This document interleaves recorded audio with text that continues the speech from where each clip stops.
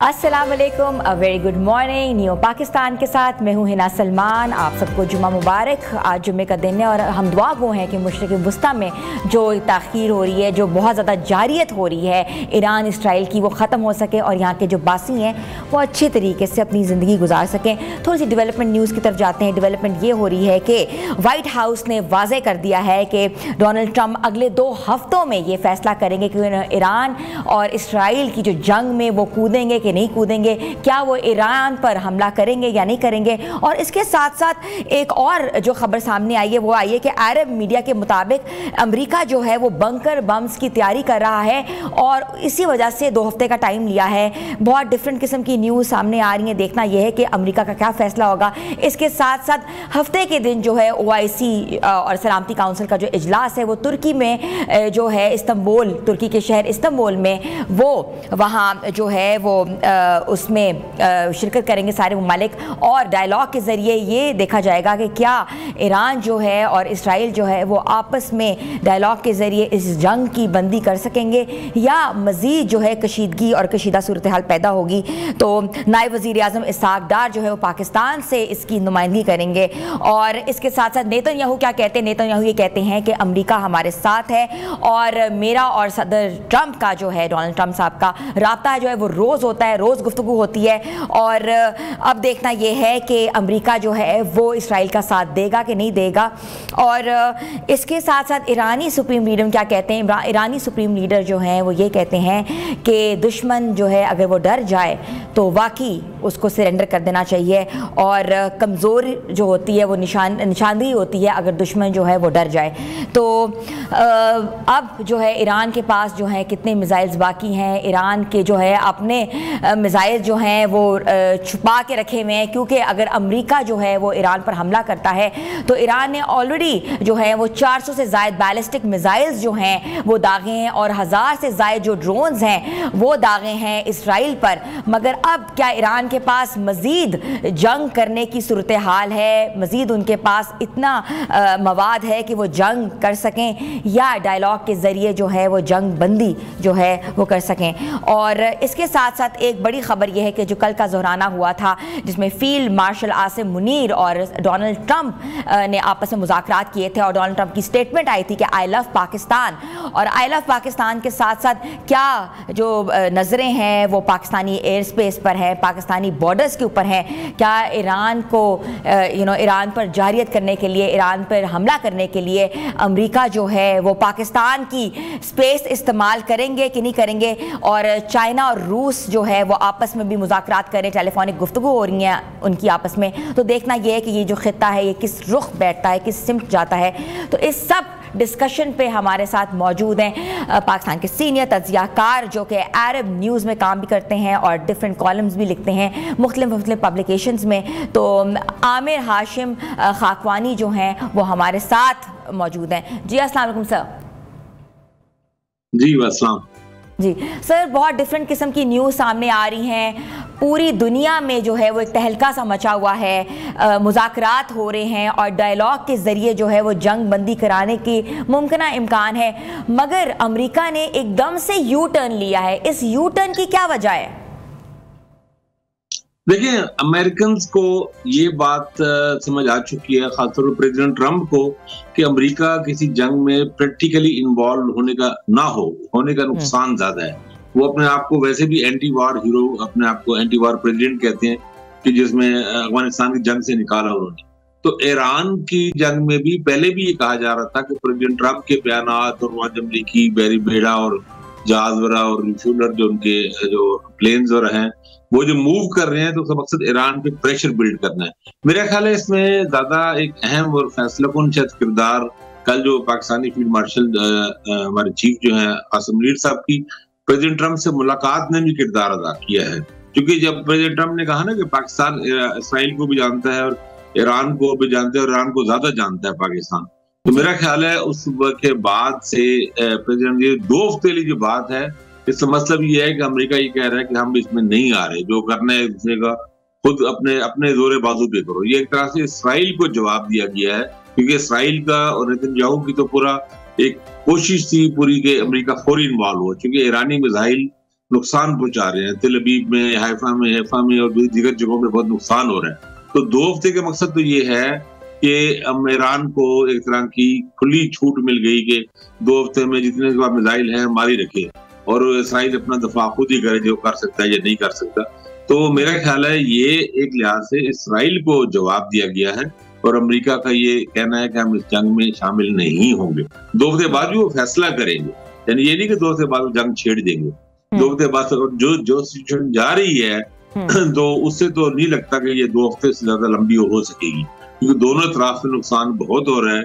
और इस दौरान आपने देखा है कि बिहाइंड द सीन मुज़ाकरात बरतानिया, फ्रांस, जर्मनी वगैरह भी एक्टिव हो गए हैं और मे भी कोई न्यूक्लियर डील पे ईरान, चूंकि अब ईरान चाहता है फेस सेविंग, मेरा ख्याल है उस डील पे जब मुज़ाकरा वो कोई हो जाएगा, कोई डील, न्यूक्लियर डील हो जाएगी, लेकिन ईरान फेस सेविंग चाहता है और ज़ाहिर इसराइल नहीं चाहता कि उसे फेस सेविंग मिले। तो अमेरिका का 2 हफ्ते का डिले करना मेरा तो ख्याल है ये एक अच्छा प्लस पॉइंट है ईरान के पर्सपेक्टिव से, ईरान के पॉइंट ऑफ व्यू से और मुस्लिम कंट्रीज के भी पॉइंट ऑफ व्यू से, मिडिल ईस्ट में खासतौर पे इन सबके लिए बहुत मुश्किल हो जानी थी, अरब मुल्कों के लिए मुश्किल हो जानी थी अगर अमेरिका इस जंग में डायरेक्ट इन्वॉल्व होकर बम्बार्डमेंट करना शुरू कर दे। तो और इसराइल के साथ तो लड़ रहा है ना ईरान, ज़ाहिर इसराइल को मुकम्मल फिजाई बर्तरी हासिल है, लेकिन ईरान अपने मिसाइल फेंक रहा है। अब उसके बाद अब इसमें सवाल ये होगा और ये चैलेंज भी ईरान के लिए ये है कि इनके पास कितना मिसाइल मौजूद है, और दूसरा ये कि इसराइल के हमलों में जो मुसलसल जारी होंगे, अब उसमें किसी ईरानी अपने हाई प्रोफाइल खासतौर पे जो रहबर इनकलाब हैं उनको किस हद तक महफूज बना सकते हैं। उनके बंकर्स में वो इतला है कि वो जा चुके हैं हिफाजती, ज़ाहिर उनके लिए जो सबसे सेफ और सबसे मजबूत होगा वहां पे उनको ले जाया गया होगा, सबसे खुफिया होगा। लेकिन ज़ाहिर इसराइल हमले कर रहे हैं और मुमकिन है और हमले करे, क्योंकि अगर 2 हफ्ते का अब उनको लगा है कि 2 हफ्ते अमरीकी नहीं आ रहे, तो फिर अब इसराइल अपनी अगर कोई एफर्ट थोड़ी सी, वैसे तो बदबख्त जिस तरह जुल्म और जालमाना अंदाज में जा रहे हैं, कोई कसर छोड़ी नहीं, लेकिन अगर कोई कहीं थोड़ी बहुत कसर यहाँ एक बहुत एक इम्पॉर्टेंट क्वेश्चन राइज होता है कि क्या जो 2 हफ्ते का टाइम है ये अमेरिका जो है वो बंकर बम्स बनाने की तो खैर क्या तैयारी करेगा, चलाने की तैयारी कर रहा है? तो चलाने की उसे अमेरिका को तैयारी की जरूरत नहीं है, उसके B-52 उसके तैयारे मौजूद हैं, उसके पास बम मौजूद हैं, विद इन फ्यू आवर्स की नोटिस पे उनके पास रिफ्यूलर, उनके पास तैयारे मौजूद हैं उनके पास, और वो बड़ी ही आसानी के साथ चंद ही घंटों में वो कर सकते हैं। कोई तैयारी के लिए 1 दिन उनको चाहिए मैक्सिमम उनको। अमेरिका को तैयारी, अमेरिका उससे बचना चाह रहा है। देखिए 2 हफ्ते का डिले का मकसद ये है कि अमेरिका इस जंग में प्रैक्टिकली बराह रास्त इन्वॉल्व नहीं हो रहा। अमेरिकी इन्वॉल्वमेंट तो है और इसराइल को मदद ही पूरी करेगा, मे भी इसराइल कुछ और वेपन भी दे दे, लेकिन मेरा नहीं ख्याल कि इसराइल को वो तैयारे देगा। इसराइल तो ये मांग रहा है कि वो जो बंकर बस्टर, वो जो बम्स हैं और वो तैयारे हैं, वो चूंकि वो इतना बड़ा है बम है कि वो आम तैयारा फाइटर जेट उसे उठा नहीं सकता। उसके लिए वो अमेरिकी स्पेशल तैयारे 30,000 पाउंड तक वजन उठा सकते हैं। 5,000 पाउंड तक वजन तो इसराइल के पास है, जो उन्होंने हिजबुल्लाह में भी इस्तेमाल किया था। खासतौर हसन नसरुल्लाह की शहादत के वक्त जिस बिल्डिंग पे फेंका गया था बंकर बस्टर बम, वो 5,000 पाउंड का था वजनी उसका जो होता है। तो अब वो मेरा ख्याल है ये अमेरिका इन्वॉल्व होने से बच रहा है, गुरेज कर रहा है, और मेरा वैसे गुमान ये है इसमें कुछ किरदार army chief general Asim Munir की मुलाकात ने भी किरदार अदा किया है। जी बिल्कुल, तो कन्विंस करने में कामयाब रहे हैं। खाकवानी साहब ये भी मुझे बताइएगा कि नेतन्याहू का कहना है कि जो अमेरिका जो है दिफाई निज़ाम के लिए काम कर रहा है हमारे साथ, और अमेरिका हमारे साथ मिलकर ड्रोन्स गिरा रहा है, क्या इस बात में कुछ सदाकत नजर आती है आपको?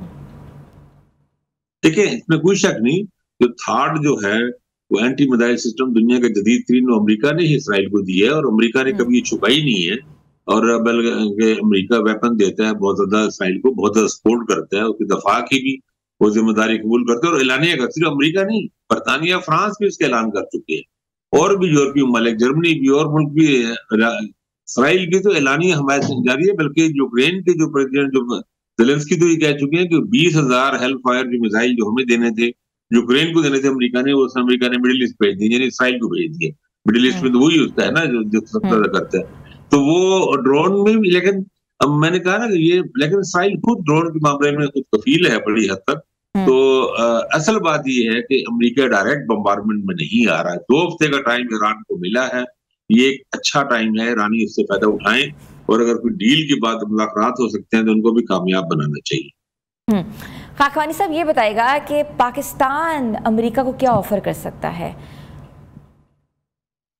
देखिए, पाकिस्तान, ये बड़ा अहम सवाल है, अगर उसमें मुलाकात में ये चीजें जेर बहस आई होंगी। एक बात तो क्लियर है कि पाकिस्तान ईरान पर हमले के लिए अपनी एयर बेस पर नहीं दे सकता, अपने अड्डे पर नहीं दे सकता।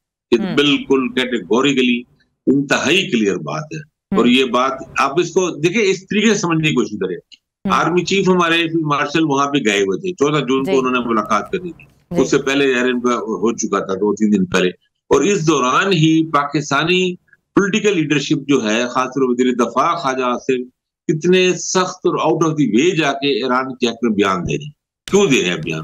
पाकिस्तान अपनी पॉलिसी वादे कर रहा था और ये चीफ की मर्जी से ही ज़ाहिर है। वज़ीर दफा तो आपको पता है ना, डिफेंस मिनिस्टर तो बहुत ज्यादा कोलैबोरेशन से उसका DHQ से और मिलिट्री एस्टैब्लिशमेंट से होता है, उसकी नुमाइंदगी कर रहा होता है मिलिट्री के तमाम मामला की, सिविल गवर्नमेंट में डिफेंस मिनिस्टर। और ख्वाजा आसिफ के जो बयान देखे हैं, ख्वाजा साद रफीक के देखे हैं, प्राइम मिनिस्टर के शहबाज शरीफ के बयान देखे हैं, जब आप देखें ना चीफ साहब की मुलाकात होने जा रही थी, अहम मुलाकात, और अगर पाकिस्तान को पता था कि अमेरिका क्या डिमांड कर सकता है, और पाकिस्तान का अगर थोड़ा सा भी इरादा होता कुछ देने का उन मामले में या कुछ बात करने का, तो ये बयान कभी ना होते हुकूमत की तरफ। तो हुकूमत ने, पाकिस्तान ने अपने बिल्कुल क्लियर मौके पहले से ही अमेरिकन बयान को स्टडी कर रहे होंगे, देख रहे होंगे कि उन्हें पता है कि पाकिस्तानी क्या मौके, और इसी मौके को दोहराया कि पाकिस्तान ये तो कुछ नहीं दे सकता। पाकिस्तान अमेरिका को रेयर मिनरल जो बलूचिस्तान में और जगहों में पाकिस्तान में है, उन हवाले से पाकिस्तान बात कर सकता है। और भी चीजों में, मिडिल ईस्ट में अगर पीस के वाले से पाकिस्तान अमेरिका के साथ मिलकर आगे बढ़ सकता है। पाकिस्तान चीन से बहुत अच्छे वेपन ले रहा है, तो लेकिन अमेरिका के साथ पाकिस्तान बैलेंस करना चाहता है चीजों को, तो चीन की कीमत पे नहीं। ये भी बिल्कुल क्लियर कॉर्नरस्टोन हमारी पॉलिसी का बहुत अहम इसमें हिस्सा है कि चीन की कीमत पर अमेरिका या वेस्ट से ताल्लुकात पाकिस्तान नहीं चाहता। ये पाकिस्तानी हर हुकूमत ने किया है, पिछले 50 सालों में हमने देखा है ऐसा हुआ है, बल्कि 60 सालों में तकरीबन। तो ये बिल्कुल क्लियर चीजें हैं। और सऊदी अरब के साथ पाकिस्तान बहुत अहम कोलैबोरेशन में है। सऊदी अरब इस रीजन में अमरीकियों के साथ उनके बहुत अच्छे ताल्लुकात हैं, और अब तो कतर के भी और अमारात वगैरह के भी, पाकिस्तान इन सबसे अच्छे ताल्लुक। पाकिस्तान अमेरिका से अच्छे ताल्लुक चाहता है, मिडिल ईस्ट में अमेरिका के साथ चलने को भी तैयार हो सकता है, लेकिन ईरान के खिलाफ नहीं, ईरान के खिलाफ नहीं, यमन के खिलाफ नहीं। मतलब यानी जो प्रॉक्सीज में या प्रॉक्सी वार में पाकिस्तान शामिल नहीं होगा, बात बिल्कुल क्लियर है और मजीद वाज़ेह हो गई हालात से। खाकवानी साहब, आपने कहा है कि पाकिस्तान अपने रिलेशनशिप्स अमेरिका से बहुत अच्छे चाहता है, तो ये रिलेशनशिप तो अच्छे हो जाएंगे, लेकिन चाइना से इसके रिलेशनशिप्स क्या अंडरमाइन नहीं होंगे? देखिए, पाकिस्तान कोशिश करता है और करेगा बैलेंस करने की, कि चीन के साथ हमारे अलग किस्म के मामला हैं, अमेरिका के साथ अलग है, ये हमेशा से है। तो और ऐसे ही रहेगा। पाकिस्तान ये नहीं कर सकता कि सारे अपने अंडे चीन के पास नहीं जा सकता। उसकी वजह ये है कि पाकिस्तान के जो फाइनेंशियल क्राइसिस हैं, मतलब IMF से मामला हैं, IMF से, एशियन डेवलपमेंट बैंक से, वर्ल्ड बैंक से, उनमें चीन हमारी कोई मदद नहीं कर सकता, करता ही नहीं है। अच्छा, न सिर्फ मदद नहीं कर सकता, मतलब IMF को हम बहुत तनकीद करते हैं IMF की। कभी आप IMF के लोन का इंटरेस्ट रेट तो देखे ना कितना है, कितना कम होता है। कितना वर्ल्ड बैंक के भी बहुत ही कम हमें शरह सूद पे ये कर्जे मिलते हैं, जबकि चीन से जो कर्जे मैग्निम बैंक वगैरह से लेते हैं वो बहुत महंगे हैं। IMF से तो कई गुना, 5-6 गुना ज्यादा महंगे कर्जे मिलते हैं हमें चीन से। चीन हमारा बहुत अच्छा दोस्त है, कि चीन का अपना तरीकाकार है। चीन ऐसे मामलात में ये नहीं होता कि फाइनेंशियल एड $10 अरब चीन ऐलान कर दे पाकिस्तान के लिए। पाकिस्तान को जरूरत है $5 अरब, $2 अरब की, तो चीन अपने कर्जे रोल ओवर कर देगा अपने चीनी अपने बैंकों से, प्राइवेट बैंक से जो उनके हैं, या उनके सरकारी बैंकों से भी कर्जे दिलवा देगा, लेकिन वो खासी महंगे होंगे। तो पाकिस्तान को फाइनेंशियल क्राइसिस में आलमी इदारों से ताल्लुकात बनाने के लिए, और अपनी वो जो मामला चल रहे हैं IMF एग्रीमेंट्स वगैरह जो चल रहे हैं हमारे, और वर्ल्ड बैंक से लोन, एशियन डेवलपमेंट बैंक से लोन वगैरह के लिए अमेरिका के साथ और वेस्ट के साथ ताल्लुक रखने पड़ते हैं। ये पाकिस्तान की भी मजबूरी है। तो चीनियों को ये मजबूरी समझनी चाहिए, और मैं समझते हैं, क्योंकि पाकिस्तान चीन के और मामलात में साथ बहुत कोलैबोरेशन से भी चल रहा है ना, बहुत ज्यादा। तो यही हमारा एक नाजुक काम है, लेकिन बैलेंसिंग एक्ट है जो पाकिस्तान पिछले 40-50 साल से करता है। ये किसी को बेवकूफ बनाने की बात नहीं है, इसलिए कि चीन भी इंडिया के साथ, सबको पता है कि इंडिया जो है अमेरिकन अलाई है, और वो चाइना को ही के लिए ही ज्यादा ताल्लुक बना है, लेकिन वही चीन इंडिया के साथ कोई $40-50 अरब की, उससे भी ज्यादा ट्रेड कर रहा है। चीन को पता है कि ये हमारा दुश्मन है, अल्टीमेट हमारे खिलाफ होगा किसी टाइम, लेकिन चीनी खुद भी तिजारत में इन्वॉल्व है अमेरिका के साथ। अमेरिका और चीन के आपस में मुखालफत तो सब चीजें सबके सामने है ना। आप चीन और अमेरिका की आप बाहमी तिजारत उठा के देख लें, कई $100 बिलियन पे। तो वो चीन भी तो अपने मामलात को देखता है ना चीजों को, पाकिस्तान को भी ऐसा हक हासिल है। चीन हमारा बहुत ज्यादा एक काबिल एतमाद अलाई है, अमेरिका से हम मजबूरी में ताल्लुक बनाते हैं क्योंकि हम उसकी शर्त से बचना चाहते हैं। खाकवानी साहब, एक और सवाल मेरे ज़हन में ये है, मैं आपसे पूछना चाहती थी। मौलाना फजलुर रहमान का कहना था कि ईरान की मदद करनी चाहिए क्योंकि इसराइल का अगला हदफ पाकिस्तान होगा। व्हाट डू यू से, what do you think about it? Is it like that? करनी चाहिए, लेकिन पाकिस्तान या कोई भी मुल्क इस वक्त ईरान की अस्करी मदद करने की पोजीशन में नहीं है। हम मॉरल सपोर्ट कर सकते हैं। हालत जंग में देखें, हालत जंग में कोई मुल्क तभी किसी दूसरी मदद कर सकता है जब वो उनके दरमियान वॉर एग्रीमेंट हुए। अब पाकिस्तान इंडिया से मिसाल के तौर पर, पाकिस्तान इंडिया की जंग जो थी उसमें ईरान ने हमारी क्या मदद की थी? कोई भी नहीं की थी। पाकिस्तान ईरान के खिलाफ ना जाना भी ईरान की मदद है। अगर इस मामले में न्यूट्रल रहे, पाकिस्तान तो न्यूट्रल भी नहीं रहा, ईरान तो न्यूट्रल रहा था ना। इंडिया ने पाकिस्तान पर मिसाइल हमले किए, ईरान ने उसकी मदद नहीं की। वो मिसाइल हमले करके सिविलियंस को ही शहीद किए गए थे, मसाजिद पे हमले किए गए थे। और ईरान एक मजहबी मुल्क है, उनको ये बात समझते हैं कि मस्जिदों पे हमले करना कितनी बुरी और खौफनाक बात है, लेकिन ईरान ने सिविलियन अटैक की मजम्मत नहीं की, बिल्कुल भी। लेकिन उसने सालिसी के जरिए उसने कहा कि आप मामला बढ़े ना, डीएस्केलेट हो। दूसरा एक हमसाए करते हैं, अच्छे हमसाए करते हैं, तो वही करने की कोशिश की थी। पाकिस्तान तो ऐसा नहीं कर रहा, पाकिस्तान न्यूट्रल नहीं हो रहा। पाकिस्तान ये नहीं कह रहा कि जनाब ये मामला ठीक, पाकिस्तान तो कह रहा है कि ईरान हक पे है और वहां मजलूम है, ज्यादती हो रही है, इसराइल जालिम है। पाकिस्तान इसराइल की मजम्मत कर रहा है कैटेगोरिकली। पाकिस्तान ईरान के साथ खड़ा हुआ है, उसकी इखलाकी सपोर्ट कर रहा है, लेकिन अस्करी मदद कैसे की जा सकती है? आप वो देखें, जंग छिड़ी हुई है और पाकिस्तान के पास अपने कौन से ऐसे इतने ज्यादा हथियार है। ये तो सुपर पावर्स होती है ना, मतलब चाइना या रशिया वो इस पोजीशन में है, उनके पास वेपन कितने ज्यादा है। पाकिस्तान अब अपने मिसाइल उठा कर नहीं दे सकता ना। बिल्कुल सर, ऐसा ही है। और हमारे साथ थे आमिर हाशिम खाकवानी साहब, जो कि हमें पूरी दुनिया की जो सिचुएशन है और ख़ास तौर पे मशरिक़ वस्ता की डिप्लोमेटिक और स्ट्रेटेजिक सिचुएशन से आगाह कर रहे थे। उनका यही कहना था कि पाकिस्तान ईरान की अस्करी मदद नहीं कर सकता, मगर डिप्लोमेटिक रिलेशनशिप्स और सफारती तौर पर ये मामला हल कराने के लिए पेश है। छोटी सी ब्रेक लेते हैं, ब्रेक के बाद वापस आते हैं। आप देख रहे हैं न्यू पाकिस्तान।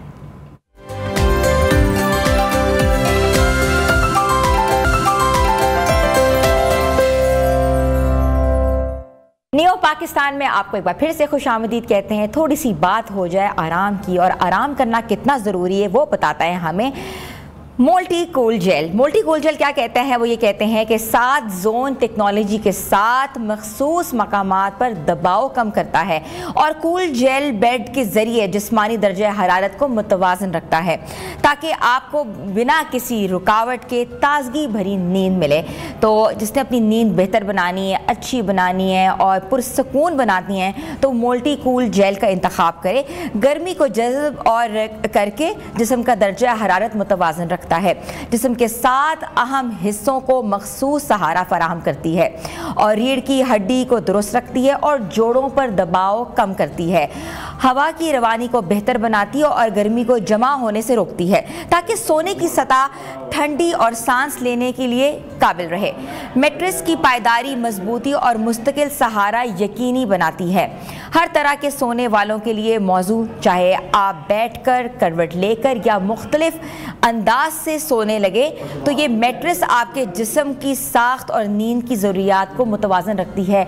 जिसको कोई भी मेडिकल इशू है या कोई भी आपको मेडिकल इशू, आपके हिसाब से बोन्स का इशू है या किसी भी किस्म की दर्दें हैं, तो मैट्रेस जो है ये मोल्टीफॉर्म का कूल जेल जो मैट्रेस है, ये बेहतर और सेहतमंद ज़िंदगी प्रोवाइड करती है, फराहम करती है। इसका इंतखाब करें और इन सब चीज़ों से आप बच सकते हैं। तो व्यूअर्स, लेते हैं छोटी सी ब्रेक और ब्रेक के बाद वापस आते हैं। आप देख रहे हैं न्यू पाकिस्तान।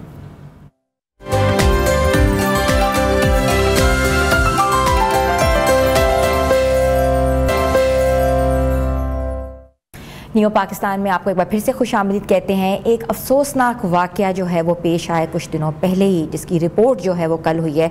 वो वाक़या ये है कि Pakistan entertainment industry, Pakistan drama industry की बहुत बड़ी सुपरस्टार आयशा खान रियासत जो हैं अपने घर गुलशन इकबाल के एक मामूली सी फ्लैट में उनकी जो लाश है वो पाई गई है और पुलिस ने तस्दीक की है कि 77 साला अदाकारा की इंतहाई डिफरेंट हालत में घर में मौत वाक़या हुए। उनके घर से बदबू आई है और जिसके बाद पड़ोसियों ने खदशा ज़ाहिर किया है और इत्तला मिलने पर रिश्तेदारों ने दरवाज़ा तोड़कर उनकी लाश को निकाला है।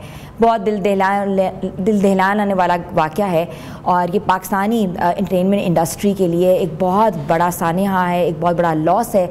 अगर उनकी थोड़े से हम करियर के ऊपर नज़र डालें तो उनके करियर में उन्होंने बहुत सुपर हिट ड्रामे दिए, जिसमें से अरूसा, अफशां, फैमिली 93, मेहंदी और भी बहुत से जो ड्रामे हैं वो सर फहरिस्त हैं और वो लिस्ट में शामिल हैं। और कुछ अरसा पहले ही मतलब कि काफ़ी अरसे से वो स्क्रीन से गायब थीं और ज़िंदगी से भरपूर थीं। समटाइम्स वो बहुत मौदबाना रोल्स करती थीं और समटाइम्स उनके जो रोल्स थे वो बहुत कॉमिक होते थे, बहुत कॉमिक और सैटायर पे होते थे मबनी। तो बहुत डिफरेंट रोल्स और बहुत वर्सेटाइल टैलेंटेड आर्टिस्ट थी पाकिस्तान की। और डिफरेंट सवाल जो हैं वो राइज़ हो रहे हैं, डिफरेंट सवाल उठते हैं कि माशरे की बहुत बेहिसी है, बड़ी दास्तान है कि अकेली ख़ातून जो हैं वो इस तरह किसी के साथ नहीं रहती थी, उनकी बच्चे कहाँ थे या उनकी शादी जो थी वो कायम थी या हमसायों को ये इत्तला देनी पड़ी और उनके रिश्तेदारों को, जिसकी वजह से उन्होंने दरवाज़ा तोड़कर उनकी लाश जो है वो निकाली है। तो बहुत अच्छी शख्सियत की वो मालिक थी। अगर हम उनके ड्रामों पे नज़र डालें तो बहुत से ऐसे ड्रामे हैं जो कि वाकई भूलाए नहीं जा सकते, जिसमें से फैमिली 93 जो है वो बहुत ज़बरदस्त ड्रामा था और ऐसे ड्रामे थे जिससे सड़कें जो हैं वो एकदम से खाली हो जाती थीं।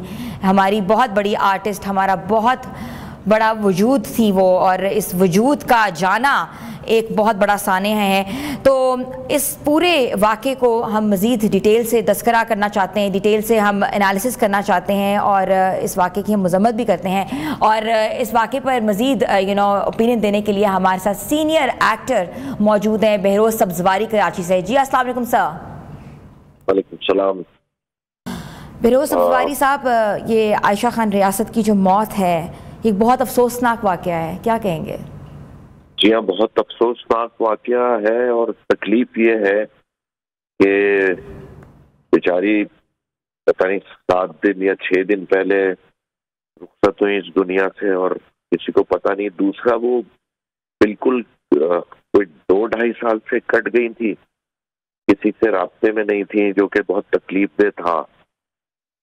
मैंने कई बार उनका नंबर मेरे पास अभी भी मौजूद है, लेकिन वो बन जाता था हमेशा जब भी मैं करता था।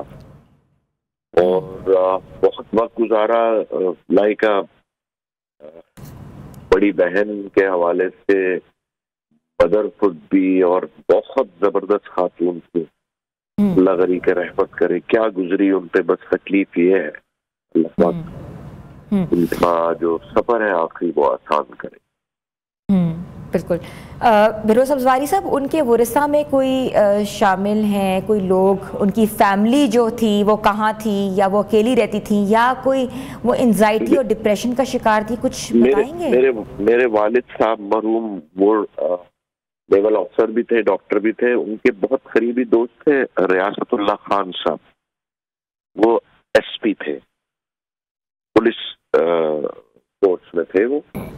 और खालदा भी उनकी साहबजादी थी, आयशा आपा भी उनकी साहबजादी थी, और उनकी एक और साहबजादी जो सबसे छोटी थी, अजरा, वो मुझे पता नहीं वो कहाँ है, मुझे I am not in the link.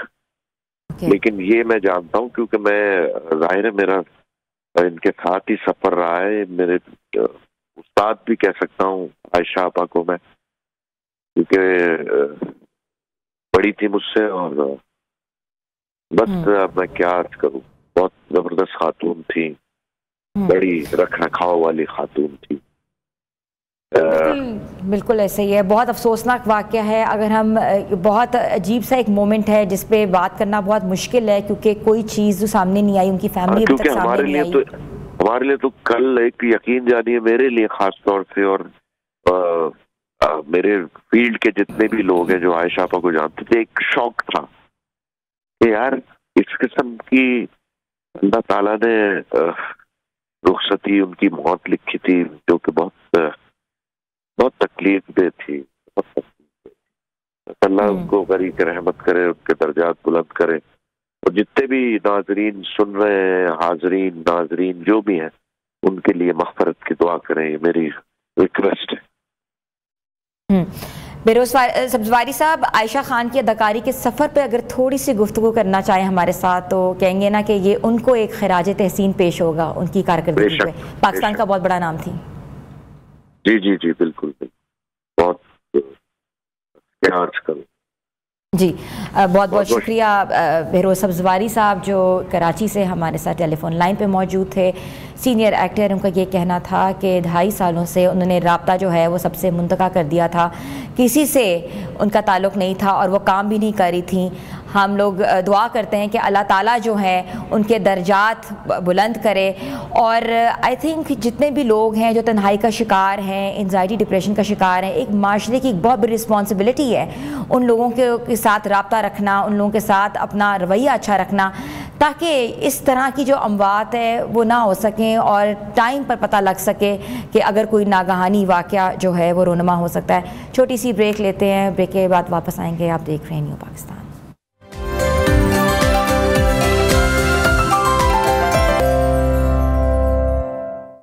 New Pakistan में आपको एक बार फिर से खुशामदीद कहते हैं। खेलों की दुनिया से बहुत अहम खबरें आ रही हैं और बहुत ज़बरदस्त खबरें भी आ रही हैं। अगर हम बात करते हैं स्क्वॉश की, तो 2 ऐसी बहनें हैं जो कि स्क्वॉश की लेगेसी लेकर आगे चल रही हैं। वैसे तो चारों बहन भाई जो हैं वो स्क्वॉश खेलते हैं, मगर 2 जो बहनें हैं माशाल्लाह वो इतनी नुमायाँ हुई हैं कि उन्होंने US Virginia junior gold circuit में 18वां गोल्ड मेडल हासिल किया है और 3 बार ये टाइटल जो है अपने नाम कर चुकी हैं। और अगर हम बात कर रहे हैं सैरिश अली और महानूर अली को, जिन्होंने हमें USA से वीडियो लिंक में ज्वाइन किया है, और जो 2 बहनें हैं जिन्होंने America US Virginia junior gold circuit के फाइनल में आमने सामने होकर आपस में फैसला कर लिया कि पहला टाइटल जो है वो हमारा होगा।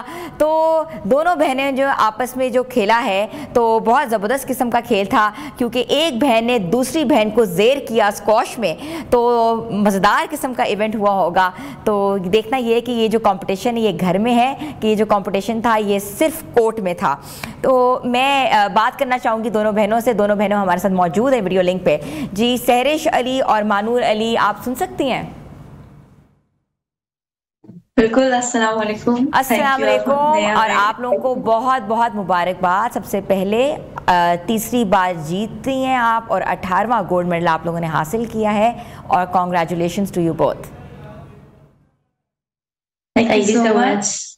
अच्छा, चलिए मुझे ये बताएं कि सैरिश और मानूर दोनों कोर्ट में उतरी, तो हाउ डिफ़िकल्ट इट वाज कि आप दोनों बहनों ने या तो प्री डिसाइड किया हुआ था कि कौन जीतेगा, या आप लोग दोनों स्ट्राइव करी थी जीत के लिए? एक्चुअली मैं पहले क्लियर करना चाहूंगी कि मानूर का ये 21वां मेडल है और गोल्ड मेडल है, और मेरा 18वां गोल्ड मेडल है। और ये वर्जीनिया सर्किट था जिसमें हमने वॉशिंगटन DC खेला और राई जूनियर ओपन न्यूयॉर्क में खेला, और फिर हमने अभी वर्जीनिया में टूर्नामेंट खेला, जिसमें ये 3rd मेरा मेडल था। मैं अंडर 15 खेल रही थी और मेरी बहन वैसे अंडर 13 खेलती है, लेकिन वो भी अंडर 15 खेल रही थी मेरे साथ। ठीक है। और आप दोनों ने फाइनल में इकट्ठे थे आप लोग?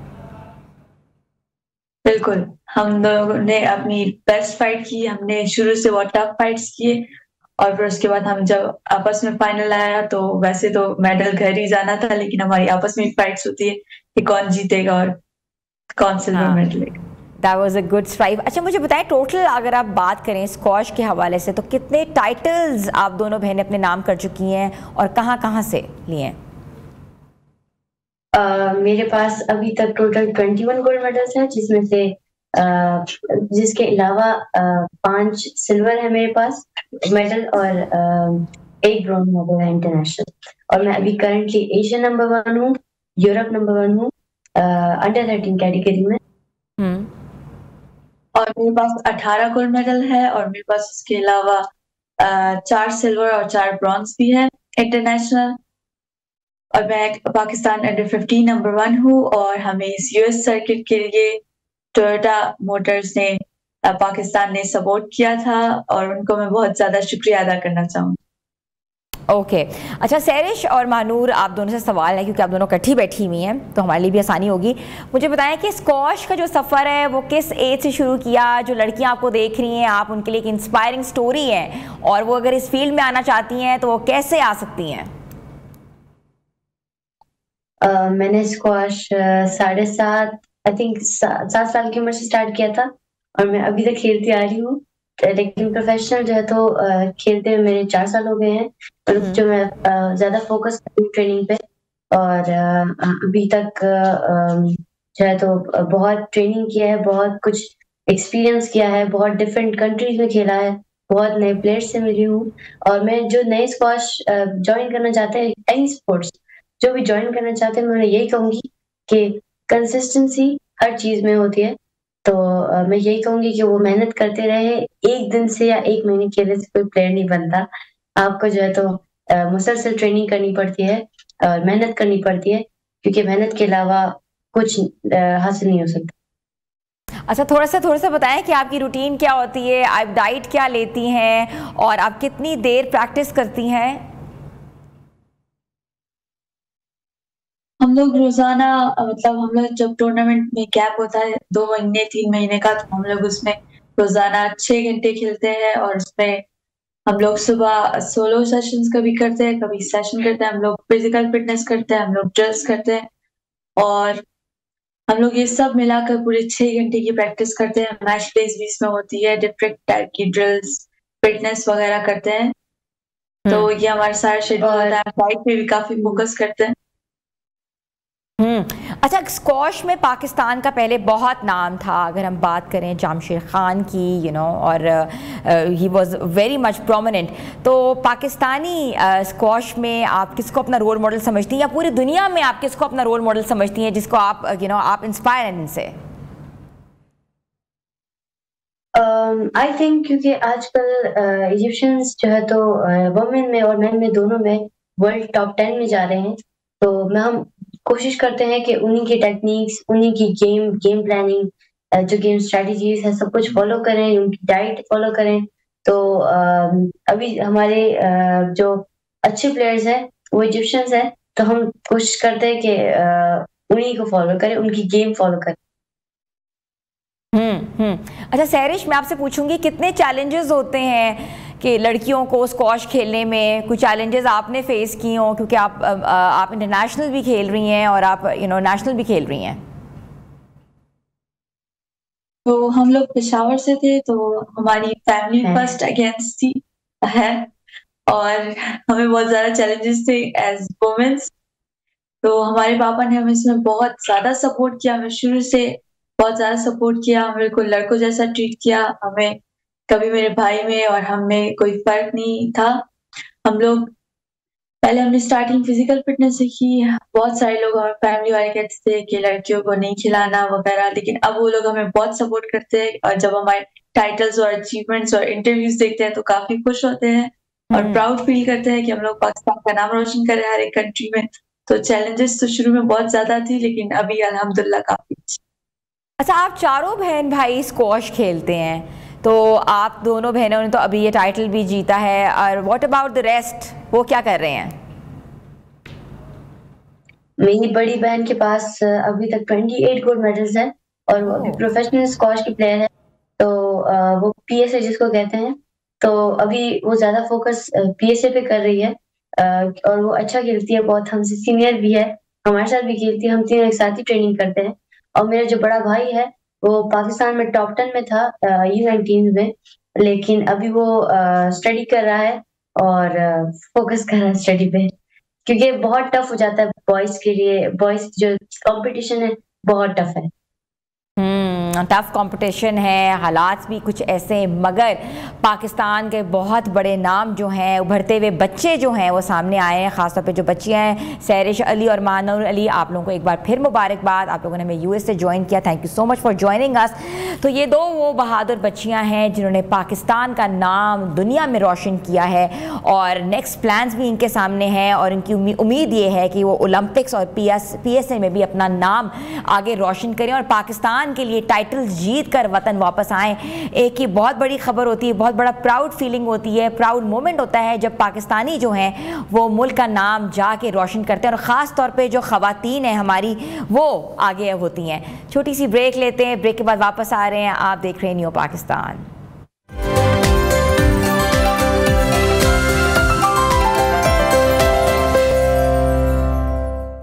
न्यू पाकिस्तान में आपको एक बार फिर से खुशामदीद कहते हैं। कुछ बात करते हैं टेक्नोलॉजी के हवाले से कि टेक्नोलॉजी इस दौर में स्मार्टफोन जो है हमारी ज़िंदगी पर कैसे असरात मुरतब कर रही है। लेकिन जब ही फ़ोन्स धोखाधही का कहते हैं ज़रिया बन जाते हैं तो सवाल उठता है कि हम बतौर सारिफ ख़ुद को कैसे महफूज रख सकते हैं। तो एक बहुत बड़ी वजह है कि स्मार्टफोन्स का होना भी कहते हैं कि एक तरह से ब्लेसिंग है, मगर उसका ना होना या गलत होना भी ब्लेसिंग इन डिस्गाइज के तौर पर हमारे सामने आती है। और कराची, लाहौर, रावलपिंडी में मुल्क समेत कहते हैं मुतादिद जो मोबाइल फ़ोन्स हैं वो मार्केट में ना सिर्फ जाली बेचे जा रहे हैं बल्कि एक और चीज़ हो रही है कि रीपैक होके उनका इस्तेमाल किया जा रहा है, वो भी बेचे जा रहे हैं और मासूम जो सारिफ हैं उनको बेवकूफ़ बनाया जा रहा है। और इस्तेमाल शुदा फ़ोन जो हैं वो रिकंडीशन फ़ोन जो हैं ये सब जो हैं फ़ोन जो हैं नई पैकिंग के साथ जो है मार्केट में दस्तयाब होकर महंगे दामों में बेचे जा रहे हैं। तो कितना बड़ा ये फ्रॉड है। और मोबाइल फ़ोन्स जो हैं वो PTI से रजिस्टर जो हैं वो भी नहीं होते और दूसरे फ़ोन्स के जो IMEI जो डालकर इन्हें काबिल इस्तेमाल बनाने की कोशिश की जाती है। और ये फ़ोन्स बज़ाहिर जो नए हैं वो नए नज़र आते हैं मगर ये होते हैं इस्तेमाल शुदा। और चंद दिन ही PTA को ब्लॉक कर देती है। तो PTA जो ब्लॉक करती है वो तो ठीक है, लेकिन इसके बरक्स जो है अगर हम देख रहे हैं जो महंगे तरीन फ़ोन्स हैं, जो आईफोन्स हैं, वो भी PTA से जो है वो रजिस्टर्ड जो है वो कराया जा रहा है। और रजिस्ट्रेशन जो है अगर आप पासपोर्ट होल्डर हैं तो आई थिंक जो iPhone 15 है प्रो मैक्स वो 145 पे है और जिनके पास जो है पासपोर्ट होल्डर नहीं है उनको 175,000 जो है इतनी भारी भरकम जो है वो पेमेंट देनी पड़ती है। और जो लोग पेमेंट नहीं अफोर्ड कर सकते तो उनको तो फ़ोन करने का कोई हक ही नहीं ना according to the government of Pakistan. जो हमारे PTA के जो बहुत रूल्स और रेगुलेशंस आई हैं, जो कि तहरीक इंसाफ की जो गवर्नमेंट आई थी उसमें ये स्पेशली रूल बनाया गया था कि जो आईफोन्स हैं उस पर टैक्स दिया जाएगा और जो नॉन टैक्स पेयर्स हैं उनका फ़ोन जो है वो PTA जो है वो बंद कर देती है। तो आईफोन रखना जो है एक ख्वाब ही बन चुका है लोगों के लिए, क्योंकि वैसे ही फ़ोन जो है वो इतना एक्सपेंसिव है और उस एक्सपेंसिव फ़ोन के साथ इतना भारी टैक्स देना, उस फ़ोन की जो उसके बाद उसको बेचा जाता है, जो टैक्स है उसका तो कोई उसमें एड ऑन नहीं होता, टैक्स तो देना ही देना है, मगर फ़ोन की जो कीमत है वो आधे से भी गिर जाती है।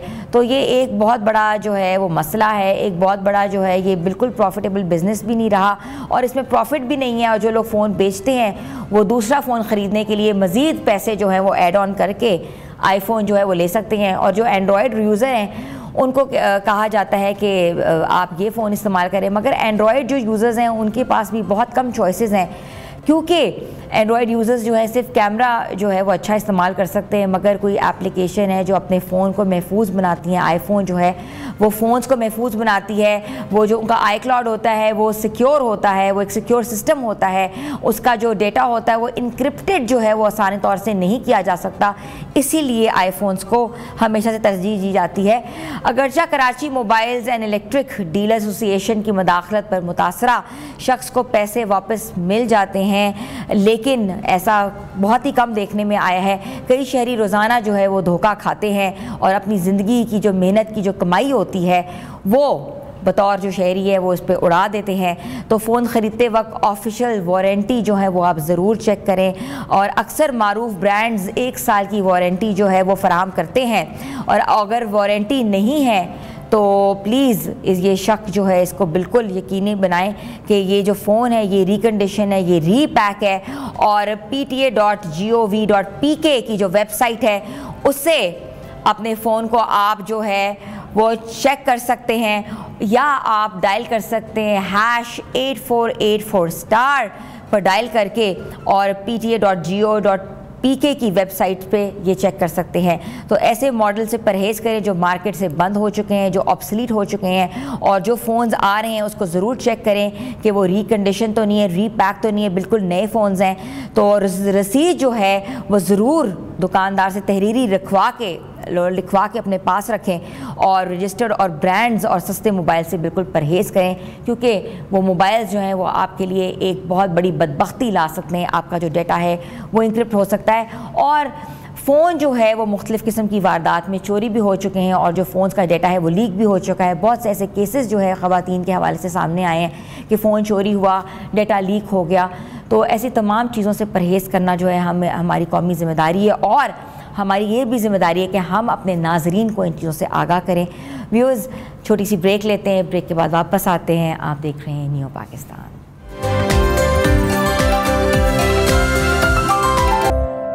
न्यू पाकिस्तान में एक बार फिर से खुशामदीद कहते हैं। थोड़ी सी बात हो जाए मौसम के हवाले से, क्योंकि जो गर्मी के सताए हुए आवाम हैं उनकी नज़रें जो है मौसम पे लगी हुई हैं कि मौसम जो है वो इंतहाई गर्म हो रहा है, मगर गर्मी के साथ साथ बारिशें जो हैं वो कब होंगी।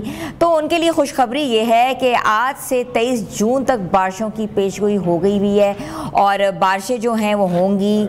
गर्मी के सताए हुए शहरी जो हैं अब मज़ेदार किस्म की जो पिकनिक्स हैं और जो वेकेशंस हैं वो अपनी जो है वो स्केड्यूल कर सकते हैं। और PDMA ने पंजाब भर के कमिश्नर्स और डिप्टी कमिश्नर्स को मरासला जो है वो जारी कर दिया है, और रवा साल जो मानसून बारिशें जो हैं वो मामूल से 25% ज़्यादा होंगी। लाहौर, गुजरांवाला, सियालकोट, रावलपिंडी में मामूल से 40 से 60% ज़्यादा जो है वो बारिशों का इम्कान है। और अब देखना ये है कि बारिशों के साथ साथ अल्लाह ना करे कि कोई तबाही आ जाए, मगर ज़ाहिर है कि हर हिसाब से जो है वो अपने आप को महफूज करना जो है वो सब शहरियों का हक होता है। और रूट्स भी ऐसे लें जिससे जो है ज़्यादा प्रॉब्लमेटिक ना हो। जहाँ जहाँ दरख्त ज़्यादा हैं, थोड़ा सा अगर ज़्यादा तेज़ आंधी है तो अपनी गाड़ियाँ वहाँ खड़ी करें और उस रास्ते से गुरेज करें, और ज़्यादा तूफ़ानी बारिशों में घर से ना निकलें। और अगर आप किसी सयाही मकामात में हैं तो होटल्स के अंदर ही रहें, तो एहतियाती तदबीर करना जो है वो भी ज़रूरी होता है।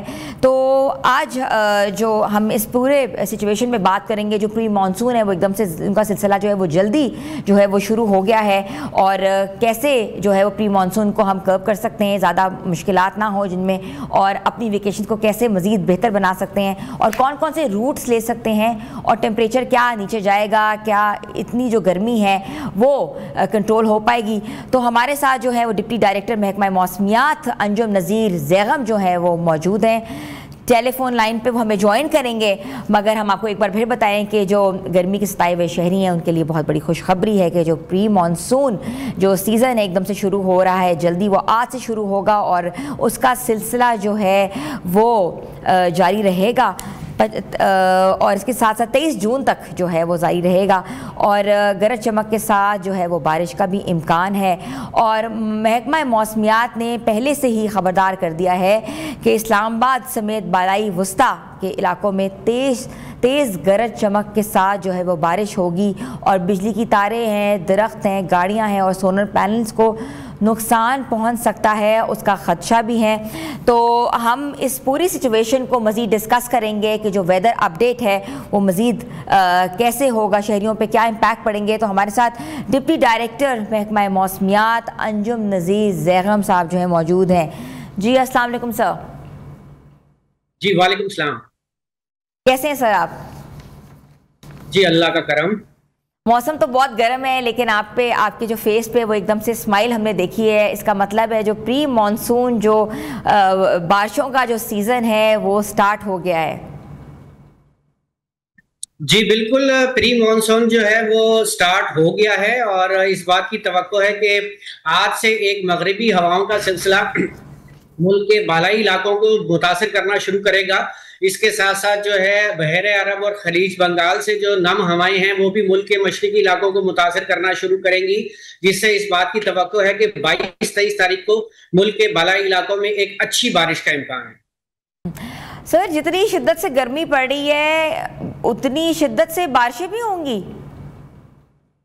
जी देखें, जब बहुत ज़्यादा गर्मी पड़ती है तो हीट जो है वो एटमॉस्फेयर में ट्रैप हो जाती है और आपका जो इन्वायरमेंट है या एटमॉस्फेयर है वो अनस्टेबल हो जाता है, जिसकी वजह से जब ठंडी हवाएं या वेस्टर्ली सिस्टम और नम हवाएं इलाके को मुतासिर करती हैं तो बारिश में भी थोड़ी सी शिद्दत आ जाती है।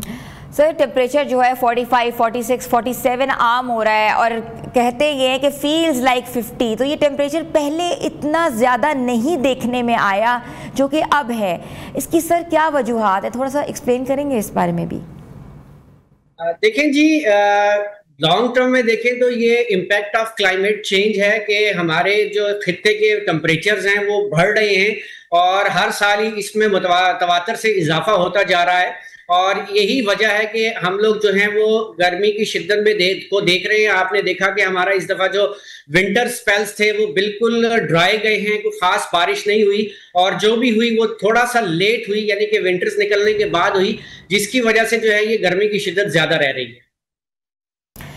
सर ये जो खित्ता है, हमारा खित्ता है, ये तो लग रहा है कि खलीजी ममालिक की तरह 50 पे ना पहुंच जाए, तो लोगों को क्या करना चाहिए, क्या एहतियाती तदाबीर वो करें ताकि ये जो इतनी ज़्यादा जो टेम्परेचर है, इतने कंसर्न्स हैं उनके, वो कम हो सकें?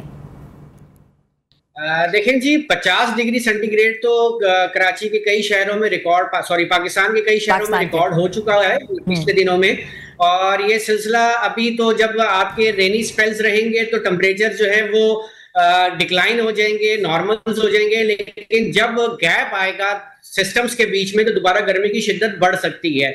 इस दौरान शहरियों को ये चाहिए कि जब गर्मी का सीजन ज़ाहिर ऑफ कोर्स है और आप ढीले ढाले कपड़े पहने, लाइट कलर के कपड़े पहने, पानी का ज्यादा से ज्यादा इस्तेमाल करें, 11 से 4 बजे तक बिला वजह डायरेक्ट सन में एक्सपोजर में ना निकलें। अगर निकलने की ज्यादा आपको इमरजेंसी या जरूरत है तो अपने सर को ढांप के रखें, छतरी का इस्तेमाल करें, कैप का इस्तेमाल करें, सन ग्लासेस का इस्तेमाल करें ताकि आप गर्मी की शिद्दत से बच सकें।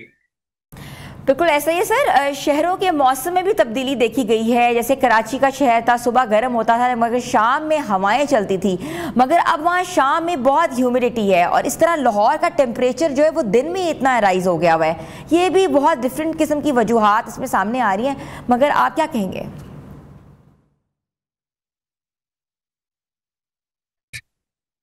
आई थिंक हमारा राब्ता जो है वो थोड़ा सा डिस्टॉर्शन आ रही है। सर आप सुन पा रहे हैं? राब्ता जो है हमारा मुंतका हो गया है और ये है, उनका ये कहना है कि शहरों का जो टेम्परेचर है वो क्लाइमेटिक चेंजेस की वजह से जो है वो चेंज हो रहे हैं। ग्लोबल वार्मिंग का जो कॉन्सेप्ट था बाकायदा आज नज़र आता है कि जिस तरह एक पूरा इकोसिस्टम चेंज हुआ है, क्लाइमेटिक भी पूरी जगहों का, पूरी दुनिया का जो है वो चेंज हुआ है। इट्स नॉट जस्ट पाकिस्तान, पूरी दुनिया में जहाँ पहले बारिशें होती थी वहाँ गर्मी पड़ रही है, जहाँ गर्मी पड़ती थी वहाँ बारिशें हो रही हैं। तो ये डिफरेंट फैक्टर्स, डिफरेंट मुहर्रिकात जो हैं वो हमें सामने आई है। इसका सबसे बड़ा जो मुहर्रिकात है वो सबसे ज़्यादा पोल्यूशन जो है वो मेन रीज़न है कि इसमें इन्वायरमेंटल पोल्यूशन है, इसमें साउंड पोल्यूशन है, इसमें मुख्तलिफ़ किस्म का कहते हैं ना कि पूरा एक इन्वायरमेंटल पोल्यूशन है जो कि सबसे बेसिक फैक्टर है। अब बारिशों का जो सिलसिला आगे बढ़ रहा है उससे जो है शहरियों को नुकसान नहीं होना चाहिए और हम चाहते हैं कि हमारे तमाम जो व्यूअर्स हैं वो हमें देख रहे हैं जो कि ट्रिप्स करना चाह रहे हैं नॉर्थ का, वो उस हिसाब से ट्रिप करें, क्योंकि जब बारिश होगी तो कहीं ना कहीं लैंडस्लाइडिंग भी होगी, लैंडस्लाइडिंग होगी तो रास्ते बंद होंगे तो मुश्किलात का भी सामना करना पड़ सकता है। तो उसी हिसाब से अपनी जो वेकेशन है वो प्लान करें और वेकेशंस को अच्छा बनाएं, क्योंकि गर्मियों की जो वेकेशंस होती है वो इसलिए दी जाती हैं कि आप गर्मी से बच सकें और ठंडे इलाकों का रुख कर सकें और इसके बाद घरों में रह सकें। घरों में ऐसी इन्वायरमेंट दी जाती है जहां आपका जो बच्चे हैं वो ना सिर्फ गर्मी को एंजॉय कर सकें, सबसे ज़्यादा लोग पूल्स का रुख करते हैं, स्विमिंग पूल्स में जाते हैं और अपनी वेकेशंस को इस तरह प्लान करते हैं कि ठंडे इलाकों में वो वेकेशंस मना सकें। मगर पाकिस्तान का जो नॉर्थ है पिछले दिनों तो बहुत गर्म था, टेम्परेचर वहाँ भी 30-32 था। अगर हम गलियात की बात करें, मरी की बात करें, भूरबन इलाकों की बात करें, कश्मीर की बात करें तो कश्मीर में भी टेम्परेचर जो था वो इतना नीचे नहीं था। मगर अब जो प्री मानसून बारिशों का जो सीज़न जो है वो स्टार्ट हुआ है, प्री मानसून बारिशें स्टार्ट हुई हैं, उससे टेम्परेचर का नीचे आने का जो है वो बहुत बड़ा इम्कान है। जैसी टेम्परेचर नीचे आएगा तो वापस जो है चीज़ें मामूल पे आ जाएंगी। गर्मी जो है वो इतनी ज़्यादा थी कि हीट वेव से बहुत से लोग जो हैं वो वाकई वफ़ात पा गए, मर गए। और उसके साथ साथ ये हुआ कि हीट वेव से जो है मुख्तलिफ़ किस्म की जो है वो लोगों को हाइपरटेंशन्स हुई हैं, किसी को दिल के दौरे पड़े हैं, किसी के बहुत डिफरेंट किस्म के इम्पैक्ट्स जो हैं लोगों ने फ़ेस किए हैं। ख़ासतौर बच्चों में जो है वो according to doctors, according to माहिरीन जो है माइग्रेन जो है वो बहुत ज़्यादा देखने में आई हैं। हस्पताल जो हैं वो एकदम से ज़्यादा जो हैं वो पिछले दिनों भर गए थे हीट वेव से। जो लोग जो हीट स्ट्रोक्स लोगों को पड़ गए थे। तो वापस हमारा जो राब्ता जो है वो बहाल हुआ है। अंजुम नज़ीर ज़ैगम साहब जो हैं डिप्टी डायरेक्टर है महकमा मौसमियात के, वो हमारे साथ मौजूद हैं। जी सर, आप फरमा रहे थे टेम्परेचर के हवाले से और ग्लोबल वार्मिंग का जो एक बहुत बड़ा फैक्टर उसके हवाले से आप कुछ बातें कर रहे थे, प्लीज़ आप वापस इस बारे में बताएं। देखें जी, आपको जैसे अंदाज़ा है कि फरवरी से ही जो सब कॉन्टिनेंट है इसमें जो है वो गर्मी की शिद्दत में इजाफा होना शुरू हो गया था। स्पेशली जो इंडियन सब कॉन्टिनेंट या इंडियन पेनिनसुला है वहाँ के टेम्परेचर फरवरी के एंड से लेकर अप्रैल तक जो है वो बहुत ज़्यादा जो है वो नॉर्मल से ज़्यादा रहे। इसी तरह पाकिस्तान की हम बात करते हैं तो पाकिस्तान में भी तकरीबन 3 से 4 हीट वेव्स ने अहाता किया पाकिस्तान का ड्यूरिंग अप्रैल। फिर मई में भी हीट वेव्स रहीं, जून में भी हीट वेव्स रहीं। तो ये इम्पैक्ट जो है ये आहिस्ता आहिस्ता बढ़ता जा रहा है। हमारे यहाँ जो समर सीजन है वो प्रोलॉन्ग और इंटेंस होता जा रहा है। तो आने वाले दिनों में भी इस बात की तवक्को है कि ये इसी तरह सिलसिला रहेगा अनटिल अनलेस कि हम इसकी कोई मिटिगेशन और अडॉप्टेशन की जो प्रिकॉशंस हैं उनको नहीं लेते हैं। सर, तो क्या कर रहे हैं महकमा मौसमियात, इस पर क्या कर रहा है? आप कह रहे हैं कि कोई ना कोई अडॉप्टेशन होगी, कोई ना कोई प्रॉपर तरीके से लेजिस्लेशन होगी, तो क्या होगी वो लिटिगेशन? देखिए जी, सबसे जो अहम और आसान जो इसकी जो मिटिगेशन का क्राइटेरिया है वो ये है कि पाकिस्तान का हर शहरी एटलीस्ट एक पौधा लगाए और उसको प्रॉपर उसकी आबियारी करके उसको तनावर करे। देखिए हमारे यहाँ शजरकारी की तो बहुत ड्राइव्स चलती हैं, हम पौधे तो लगा देते हैं लेकिन बाद में हम उनकी केयर नहीं करते, उसमें से कितने बचते हैं ये भी एक सवाल है। तो इसमें सबसे आसान हल ये है कि पाकिस्तान का हर शहरी अपने कुर्बो जवार में एक सिर्फ पौधा लगाए और उसकी प्रॉपर आबियारी करके उसको एक तनावर दरख्त बनाए, तो आने वाले टाइम में हम इस मसले से काफ़ी हद तक बच सकते हैं। अच्छा, एक रिपोर्ट के मुताबिक 2030 में जो है वो ये एक सिनेरियो सामने आया है और एक पूरी रिपोर्ट सामने आई कि मौसम जो है डिफरेंट शहरों में तब्दील हो जाएगा। क्या ऐसा है? जी बिल्कुल, ऐसे ही महसूस हो रहा है कि पाकिस्तान के खत्ते में बहुत सारे इलाकों में जो है वो स्मॉल जो है वो हीट पॉकेट्स बनना शुरू हो जाएंगी, जिसकी वजह से उन इलाकों का टेम्परेचर जो है वो एब्रप्टली इन्हेंस होगा और आपके जो नॉर्मल्स हैं उनसे टेम्परेचर ज़्यादा हो जाएगा। बहुत बहुत शुक्रिया। हमारे साथ मौजूद थे डिप्टी डायरेक्टर महकमा मौसमियात अंजुम नज़ीर ज़ैगम साहब, जिनका कहना था कि जो पूरी दुनिया में टेम्परेचर चेंज हो रहा है और लाहौर और उसके मज़ाफ़ात में और डिफरेंट इलाकों में जो है मानसून जो सीज़न है वो आज से शुरू होने वाला है, तो लोग अपनी वेकेशन जो है प्लान कर सकते हैं।